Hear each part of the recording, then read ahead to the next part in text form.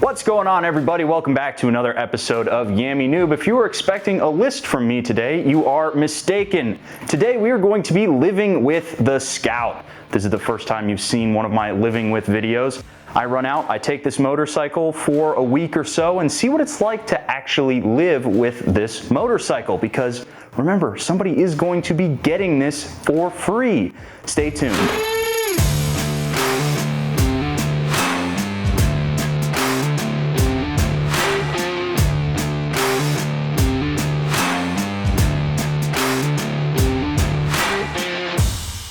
So if you hadn't heard, this is our modern classic giveaway motorcycle, and believe it or not, we're actually running out of time with this motorcycle. By the time you're seeing this video, there's only a couple of days left to get entered. So if you want to get entered to win this motorcycle, you got to click the link down in the description below, go to yammienoob.co and find out how to sign up. You can also go to yammienoobmerch.com, get yourself a shirt and a hat, and every dollar you spend is an entry to win. Now let's get this bike out on the road. I'm going to take it in the city first because it's a hopped up engine, but it is liquid cooled. So I want to see how hot this motorcycle gets. If it's anything like the Harley, it could roast your nuts off. Let's find out. Alrighty guys, starting this thing out downtown, I have brought the Scout to a kind of quiet and closed down 6th Street because everything's still all boarded up for the most part. But I wanted to talk about how the bike feels around town. And one of the things, because this bike has been spending some time at my apartment with me, that I noticed, there is no fork lock on this motorcycle. There look like there are these holes here in the bottom right there for a fork lock, but there isn't one on this bike. Apparently there is one on the European model, but since this is an American bike, there is no fork lock, which is weird. So I have to be carrying around this big old Oxford disc lock that we have from the shop. So I have to carry that around in my pocket, which kind of sucks because this is a fancy bike and I wouldn't want anyone walking off with it. Not that they could even lift it up if they wanted to. I mean, it's 500 pounds, 550 pounds. But enough of that. Let's get underway. Oh, another weird thing. It's got to be in neutral, and you have to have the clutch pulled in to start the bike. Why? Why do you have to do that? No other bike that I've ever ridden has that kind of like pre-flight sequence. It's really weird. So, one of the reasons why I wanted to come down to 6th Street here is because this road is pretty dang bumpy, and it actually shows, one of the nice things about this suspension is that it's spongy and kind of soft, and it eats up all of these bumps in the road really nicely. It kind of comes back to haunt it when you get it on the side of the tire, but you know what? For around town, it's actually really comfortable. You're sitting nice and upright, you're right on the seat, you know, all of your weight's on the seat, it's all on your butt. It's a really comfortable place to sit, and it's easy to move this thing around, especially since you're at slower speeds, which helps with that giant fat front tire, which you couldn't otherwise, you know, move around really easily. At speed, it has a lot of rotational inertia, and it doesn't like to move around. But around town, slow speeds, it's super duper easy to move this bike around, and it's not that wide. It's actually, and I'll talk a little bit more about this later on, it's a little bit small, and so it's actually really easy to get between cars and get around town and around obstacles. It's actually really nice, and it's got a ton of torque to get off the line. Now, unfortunately, and another thing that we're going to talk about later, this exhaust is excruciating, and I don't really want to rev this bike out because of this exhaust. It's crazy how loud it is, and you think, oh, a loud exhaust, that's what cruisers are meant to have, right? Well, yeah, kinda, but there is a line, you know.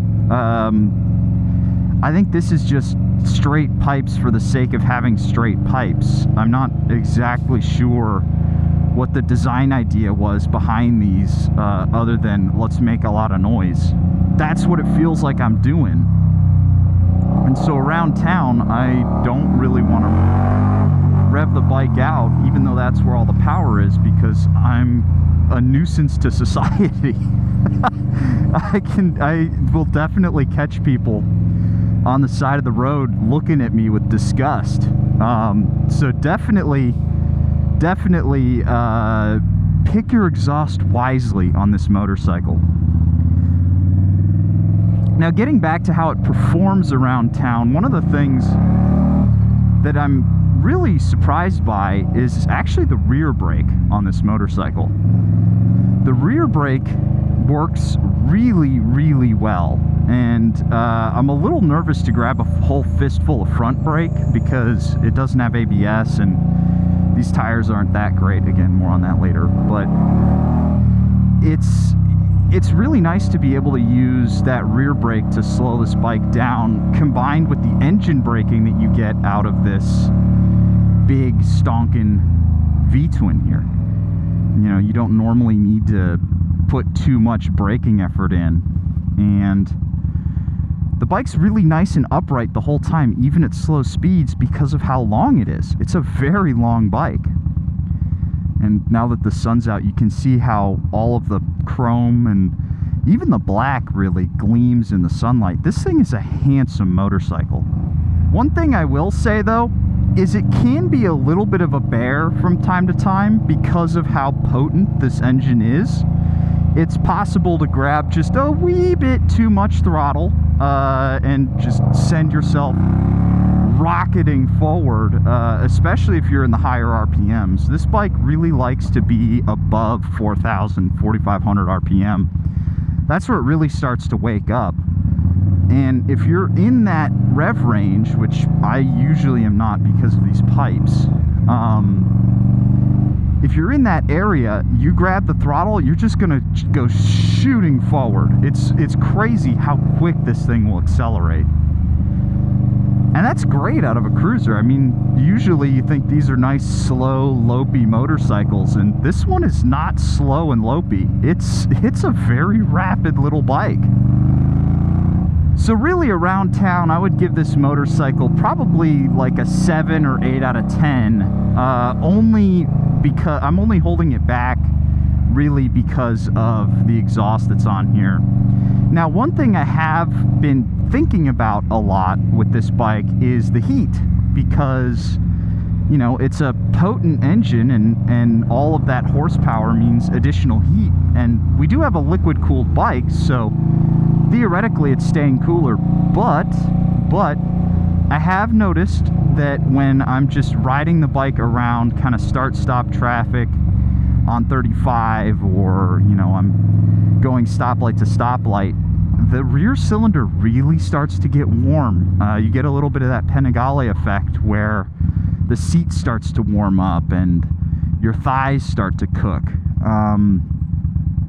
Perhaps if it were, you know, full-on summer, 110 degrees, this bike would be potentially unbearable in the heat.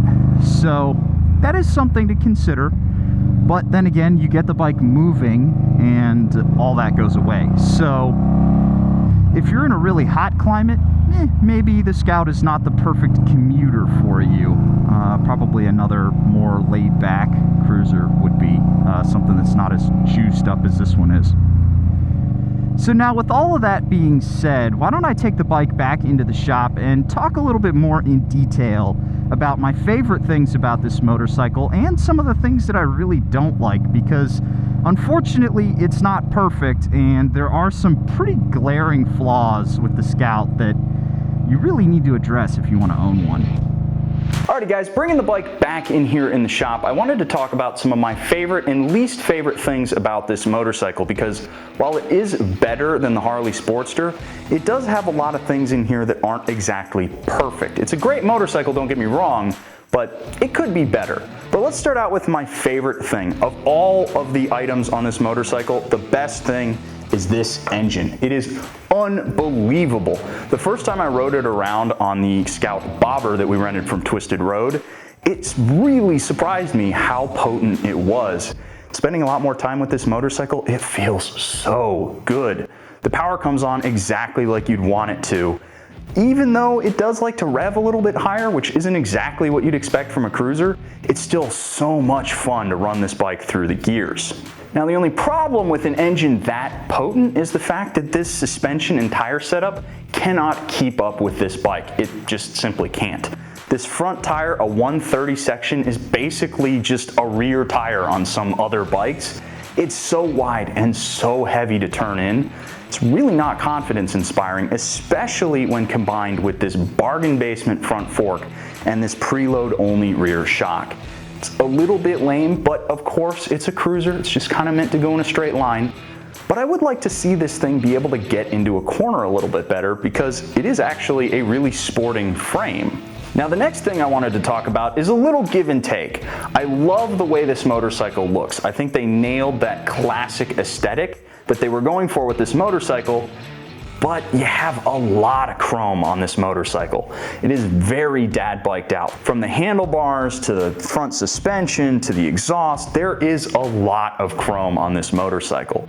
If it were my money, I would actually get something like the Bobber, which is more blacked out, a little bit more subtle. I think it makes it look a little bit more like a sleeper. Now, the last thing I don't like about this motorcycle, and it's something you don't notice unless you spend a lot of time with it, is how small this motorcycle is. You think 550 pounds worth of bike, big motorcycle like the Hayabusa, right? Well, in America, that gets you this tiny little bike. With me sitting on top of it like this, it just feels wrong. In fact, why don't we take it out on the road and I'll talk about it a little bit more in depth. So the question is, what does all of that add up to? What does having a low seat and a really low profile mean for this motorcycle? Well, not a whole lot, to be honest. It doesn't really inform the riding experience the way that, you know, having a big tank does on a naked bike. Because this bike isn't really performance oriented, you know, insofar as it's not really a corner carver, it doesn't really matter that it sits just a little bit funny and it feels a little bit small. However, from a vanity aspect, it looks a little funny. It looks a little small with me on the back of it. I've ridden it around a fair bit now, and I'll occasionally catch my reflection in cars and in windows and so forth, and it doesn't look quite right. I would say if you're a bigger guy like me and you're thinking about getting the Scout, you know, oh shit, fuck, this tire sucks ass, good grief. Pulling that guy over. I gotta ride so carefully on this thing, man. It is just a little bit rainy, literally just a little bit rainy. And it is enough for this rear tire to break loose. The rubber that comes on this motorcycle, it's dangerously bad. It's legitimately dangerous, like insofar as I don't want to get on the highway. I'm gonna do it because it'll be a little bit drier on the highway than it is on the street, but man, you gotta ride this thing super gingerly. For it to have come loose just in a 90-degree turn, leaving a stop sign, that's bad. That's really bad. But anyway, getting back to the ergonomic discussion, I don't really think that this motorcycle was designed really well when you sit on it. I think the main thing that they were considering when they made this bike was how the lines looked, which is fine. It's fine to have a motorcycle be eye candy, but it also needs to be, you know, a little bit more rideable. It needs to be road ready. And that's not to say that this bike isn't. It's perfectly rideable. But there is something about having such a small motorcycle underneath you. it feels really diminutive. There's no way to really grab onto the bike and move.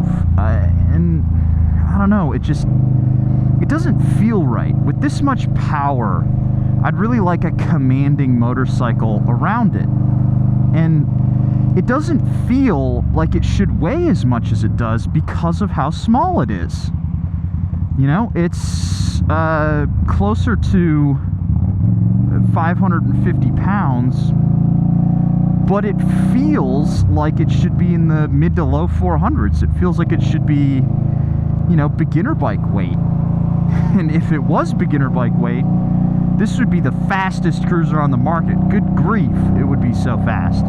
Now, is this something that you can fix? No.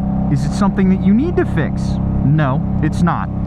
It's just something that you need to consider if you are, like most motorcyclists, a vain creature and want to look cool in your own reflection. I don't think I look cool when I ride this bike. I think I look a little bit like a bear on a tricycle, mostly because I'm so used to sitting inside motorcycles. When I sit on top of a motorcycle like this one, it feels like I'm on a dirt bike almost. It feels like I'm on my DRZ or my SMCR, and instead I've got this really long, wide plate of a tank in between my legs, and it conjures up images of my street rod, and that's not a good thing. It's not a good thing. That tank, many people lambasted Harley for putting that tank in that bike because it wasn't really a cruiser, and it's a little better here, but not by much. So with all that being said, I am going to very carefully and very gingerly take this motorcycle back to the shop because I don't want to go for a spill on the highway.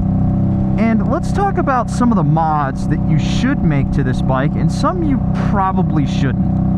Now, the first mod you should make to any motorcycle, not just the Scout, is a rock form mount. And in fact, we actually did put one on this motorcycle. This is a nice solid stand made out of CNC aluminum with a big ass magnet in there, so you can slap your phone right on there. Now, if you want, you can actually get super tight and get it mounted up like that. It is not going anywhere when it's on there. You can also get stuff like sport rings, which I have right here for this case. It's been drop tested from 6 feet. It's really solid. I use it every day and I love it. Now, if you want to get one for yourself, you click the link down below. Use the code YN25 to get yourself 25% off your order. Now, the first modification that you should do beyond a nice phone mount for your motorcycle, obviously if you're getting a cruiser, it's your exhaust. Everybody starts with an exhaust for their cruiser.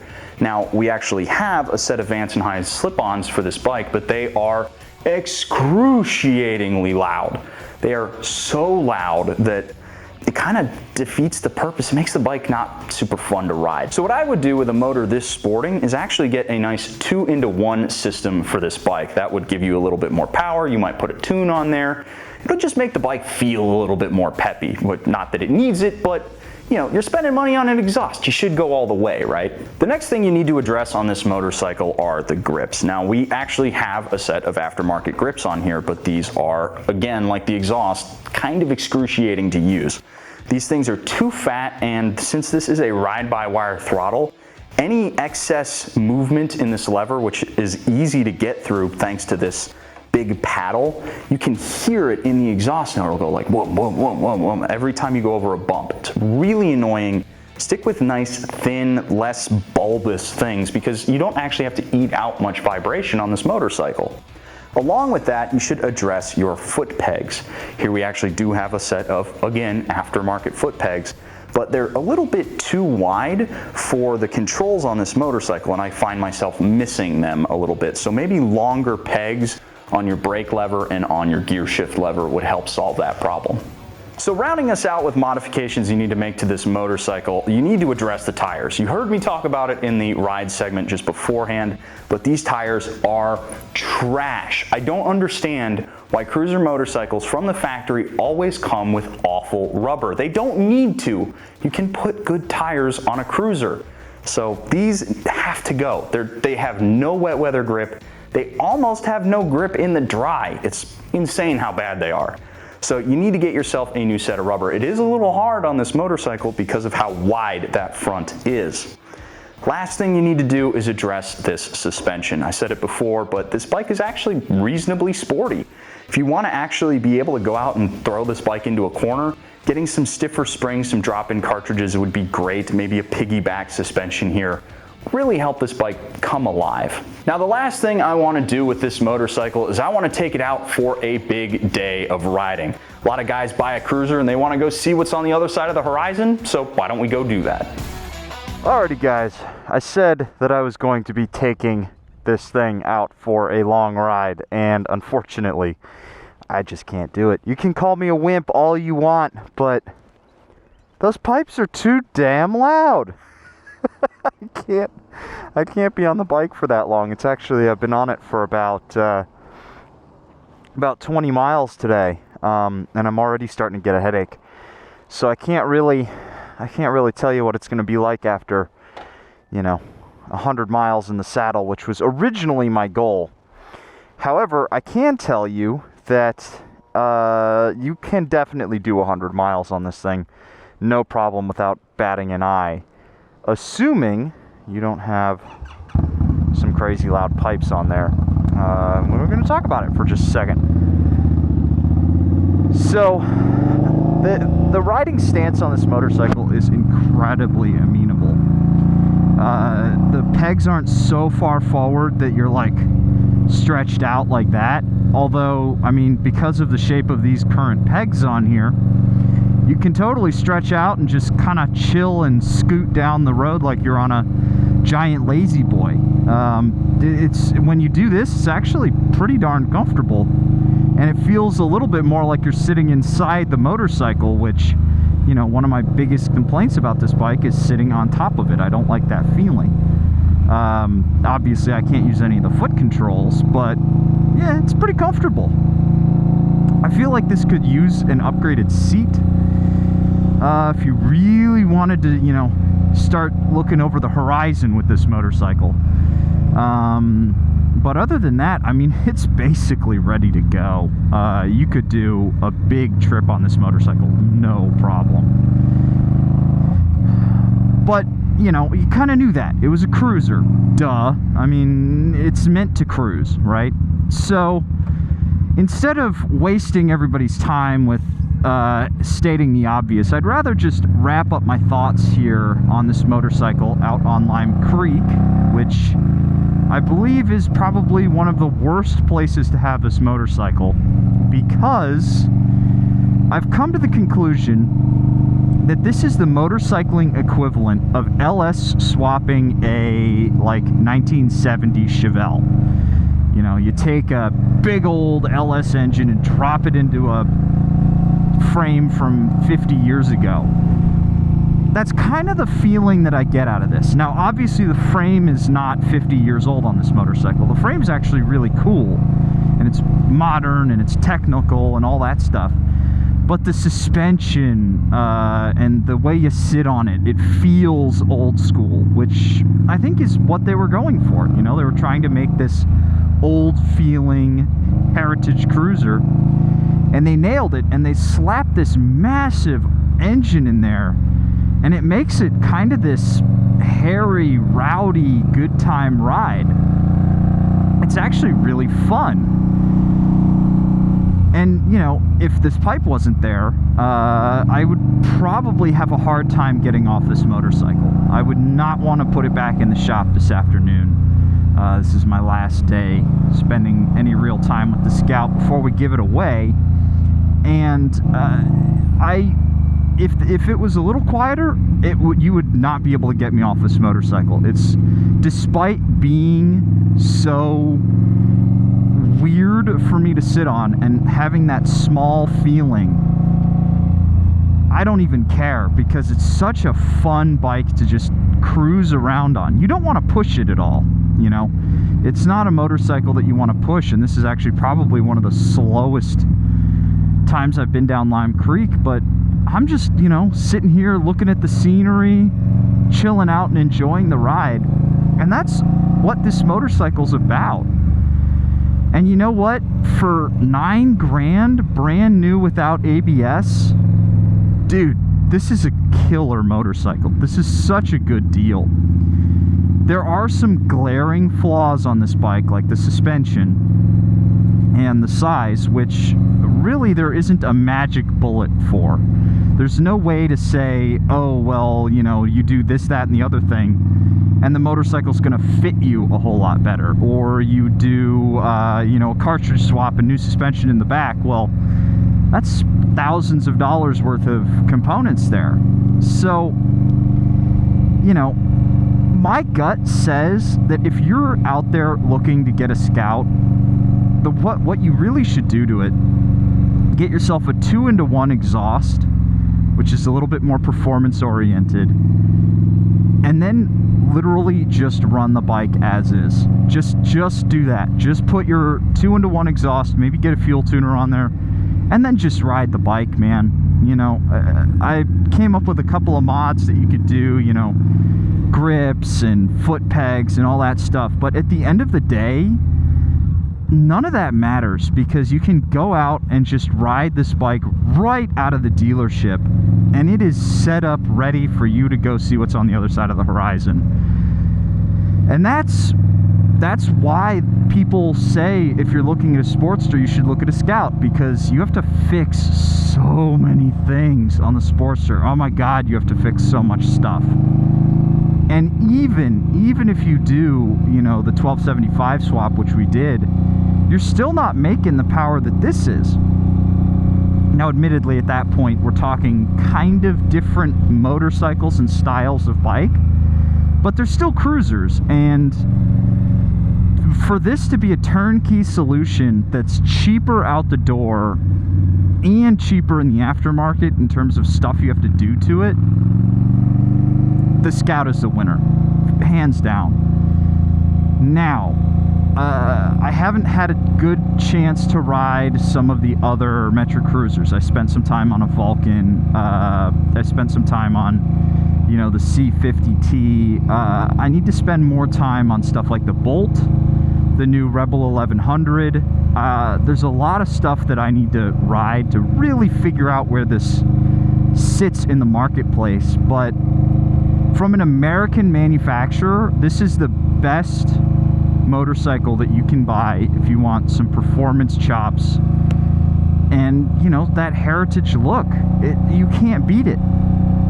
This thing will dust up all over big Harleys.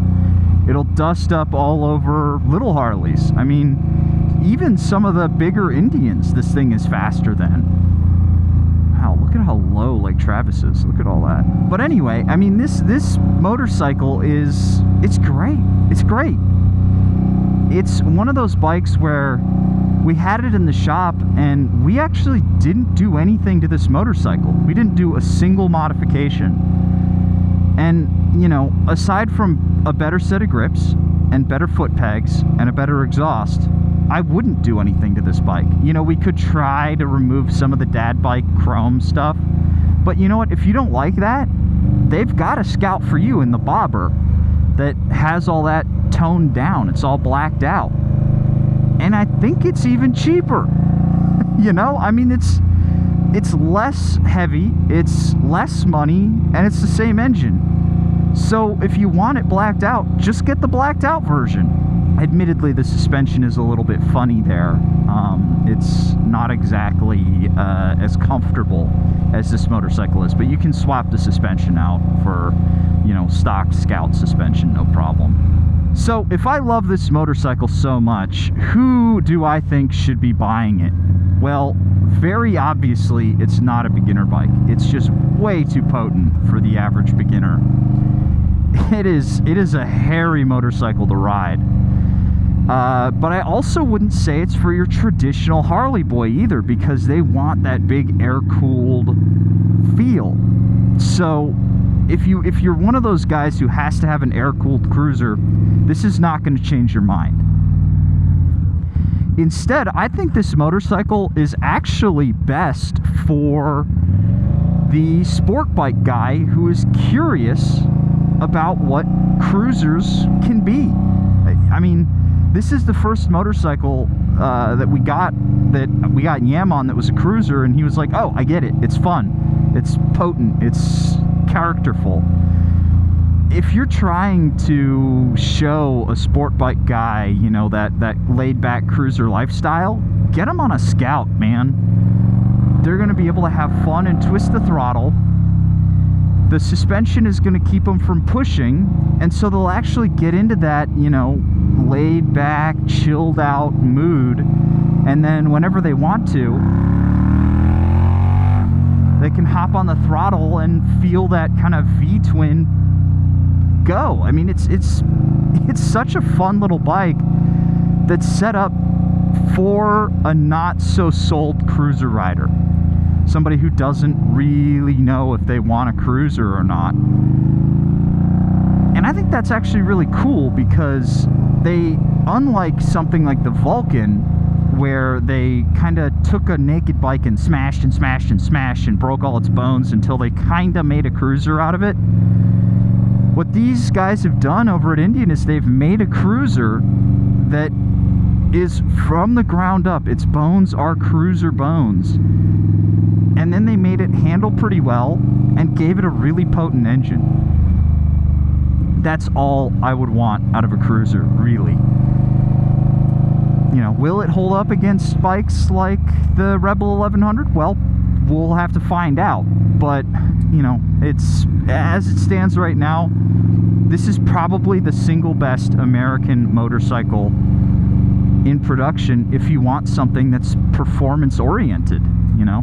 It's just the best one out there. And in so saying, I need to give this my usual kind of fake, goofy, made-up rating because everybody likes to see numbers at the end of these. So, I have come up with the perfect arbitrary rating for an American motorcycle. I am going to give this 8.5 screaming eagles out of 1 freedom. Can't think of anything more just appropriate for this motorcycle than that. Guys, the Scout, solid thumbs up. If you're at all thinking about getting this motorcycle, you really should go give it a look. It's a ton of fun. It's built really well. And you know what? It's cheap in the cruiser marketplace. It's really cheap. It's really hard to say, don't get a Scout, get a Harley nowadays. It's really hard. So there you have it. Remember, if you wanted to win this motorcycle, I believe your time is running out. If I'm not mistaken, the giveaway wraps up here in a few short days. So get yourself over to yammienoob.co, get yourself entered to win. If you are too late when you are watching this video, if the video comes out after the giveaway has wrapped up, we have another cruiser in the shop. Something to replace this guy, and I believe you guys are going to be very, very interested to see what that cruiser is, and surely we're going to be putting this bike up against it before it runs off to its new home. So if you want to check any of that out, head over to yammienoob.co, get yourself signed up. You can head over to yamminoobmerch.com, get yourself a hat, a t-shirt. Every dollar you spend is an entry to win one of these motorcycles. With all that being said, I'm going to catch you guys in the next one. And just like that, when you least expect it, Cowboy Yammie is back at it once again. Why don't you click this video right here, you let me know what you think of it, okay? Leave me a nice comment, subscribe to the channel, leave me a like, do all those nice things, and y'all have yourselves a good day.